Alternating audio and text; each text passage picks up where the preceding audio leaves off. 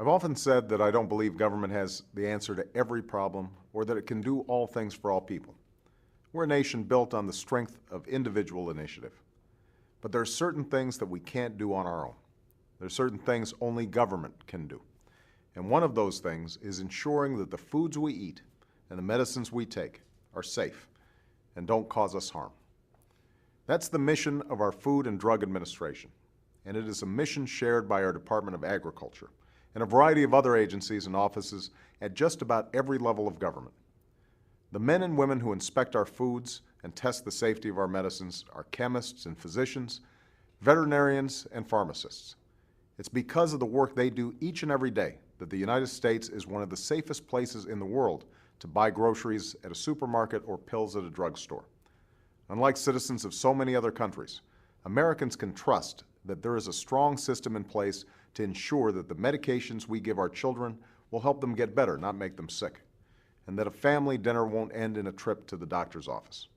But in recent years, we've seen a number of problems with the food making its way to our kitchen tables. In 2006, it was contaminated spinach. In 2008, it was salmonella in peppers and possibly tomatoes. And just this year, bad peanut products led to hundreds of illnesses and cost 9 people their lives. A painful reminder of how tragic the consequences can be when food producers act irresponsibly and government is unable to do its job.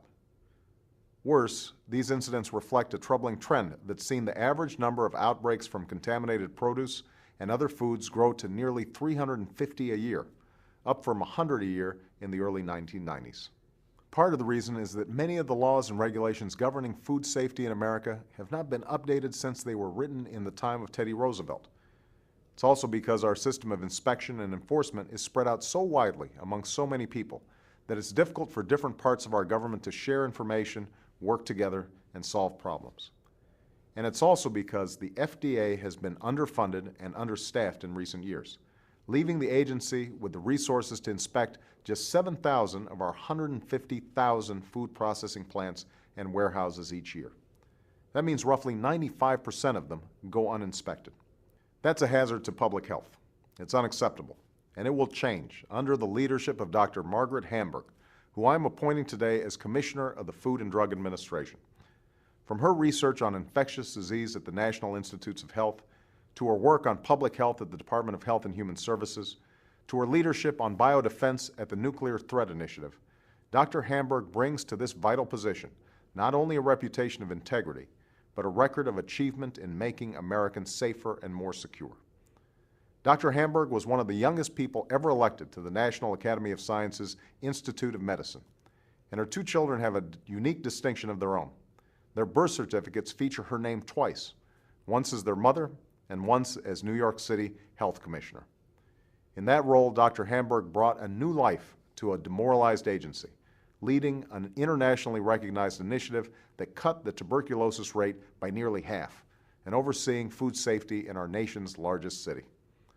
Joining her as Principal Deputy Commissioner will be Dr. Joshua Sharfstein. As Baltimore's Health Commissioner, Dr. Sharfstein has been recognized as a national leader for his efforts to protect children from unsafe over-the-counter cough and cold medications. And he's designed an award-winning program to ensure that Americans with disabilities had access to prescription drugs. Their critical work, and the critical work of the FDA they lead, will be part of a larger effort taken up by a new food safety working group I'm creating. This working group will bring together cabinet secretaries and senior officials to advise me on how we can upgrade our food safety laws for the 21st century, foster coordination throughout our government, and ensure that we are not just designing laws that will keep the American people safe, but enforcing them. And I expect this group to report back to me with recommendations as soon as possible. As part of our commitment to public health, our Agriculture Department is closing a loophole in the system to ensure that diseased cows don't find their way into the food supply.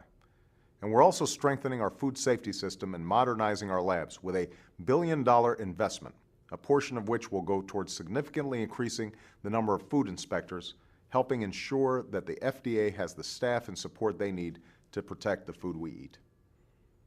In the end, food safety is something I take seriously, not just as your president, but as a parent.